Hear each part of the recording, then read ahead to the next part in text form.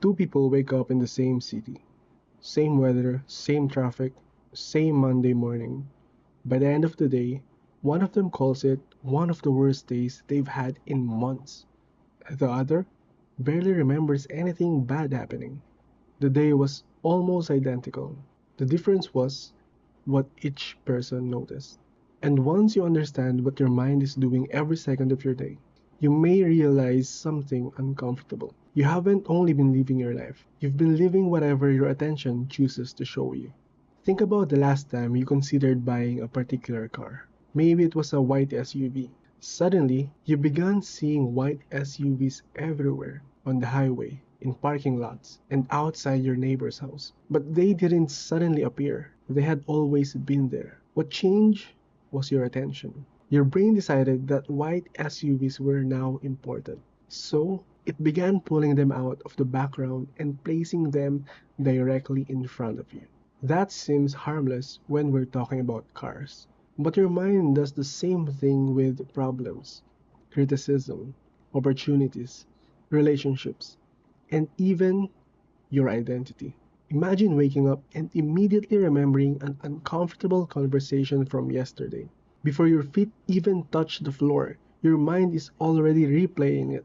Then you check your phone. There are 30 notifications. 29 are harmless. Some might even be positive. But your eyes immediately find the message from your boss, the unpaid bill, or the comment that sounds slightly disrespectful. Within minutes, your entire morning feels heavy. You tell yourself that you're in a bad mood because of what happened. But what if you're actually in a bad mood because of what your attention selected? Your mind examined everything available and placed one negative thing under a spotlight. The rest disappeared in the background. This is why two people can enter the same room and experience completely different worlds. One person immediately notices the tension, the awkward silence, the expression on someone's face. Another notices the music, the laughter, and the person who looks genuinely happy to see them. Same room, same people, different reality. Both will believe they simply noticed what was there, but neither of them saw everything. They each experienced a tiny emotionally selected piece of reality and mistook it for the whole picture. This is the danger of a filter. You don't normally see the filter, you see through it. And this goes much deeper than simply having a good or bad day, because your attention doesn't only control what you notice right now, it helps decide what you remember, who you believe you are, and what your future becomes. In a moment, I'll give you a simple 10-second exercise that can begin changing this filter without pretending to be positive or ignoring your real problems. But first, you need to see the loop that may have been quietly controlling your life. You wake up focused on a problem. That focus affects how you feel. Because you feel bad, you begin noticing more evidence that the day is going badly. Someone cuts you off in traffic. A coworker sounds impatient. Your order arrives late. By the evening, you say, I knew today would be terrible. But you didn't necessarily discover the truth about your day. You spent the day collecting evidence for the story your mind had already chosen that morning. The good and neutral moments were there too. Someone held the door for you. Your food tasted good. A friend sent you something funny. You completed a difficult task. But those moments didn't match the story. Your brain barely recorded them. This pattern doesn't just shape one day. Repeated long enough, it begins shaping your identity. I always fail. People never respect me. Nothing works out for me. But those statements may not be complete descriptions of your life. They may be summaries created from the moments your attention repeatedly choose to save. Your mind is like a courtroom where only one side has been allowed to present evidence. Every mistake is remembered. Every rejection is replayed. Every criticism is stored in perfect detail. Meanwhile, Your small victories are dismissed. Compliments are forgotten. Moments of courage are labeled as luck. Then you look at the evidence and conclude that you know exactly who you are. But perhaps you don't know the whole person. Perhaps you only know the version your attention has been building. You may have been braver than you remember, more capable than you give yourself credit for, more appreciated than your current story allows. Those moments still happened. Your mind simply didn't replace them in the highlight reel.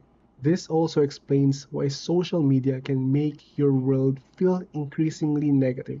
Your attention pauses on outrage, fear, and drama. The platform notices what holds your attention and gives you more of it. You train the algorithm. Then, the algorithm trains you. Eventually, your feed becomes a mirror of whatever your attention was already searching for. You believe you're seeing the world as it is, but you may be seeing a personalized collection of everything that keeps you angry, afraid, or insecure. And the same pattern operates outside your phone. What you notice influences what you think about. What you think about influences how you feel. How you feel influences what you do. And what you repeatedly do eventually becomes your life. Your future is built partly from the things you practice noticing today. So tomorrow morning, before checking your phone, pause for 10 seconds. Don't force yourself to feel grateful. Don't tell yourself that everything is wonderful. Simply notice something you would normally ignore. The light coming through the window, the temperature of the room, the sound of the morning, the fact that you're breathing without consciously controlling it. Then, during a difficult moment, ask yourself, is this everything that is happening? Or is this simply what I am focused on? The problem may still be real.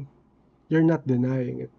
You're training yourself to notice what exists alongside it. Because hard things are real, but they were never the only real things. Your attention is like a river. It has been flowing through the same mental paths for years. You cannot redirect it with one positive thought. But each time you deliberately notice something different, you begin digging a new channel.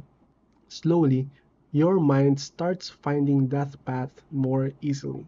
Your circumstances may not immediately change. Your job may be the same.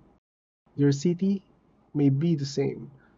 Your problem may still be waiting. But you will begin seeing more of the room. When you see more, you think differently. When you think differently, you act differently. And when you act differently for long enough, your life begins to move in a different direction. Your life is not only what happens to you, it is also what you repeatedly notice. Nothing outside you had to change for that choice to become available. You simply had to see it. And now that you see it, you can't unsee it.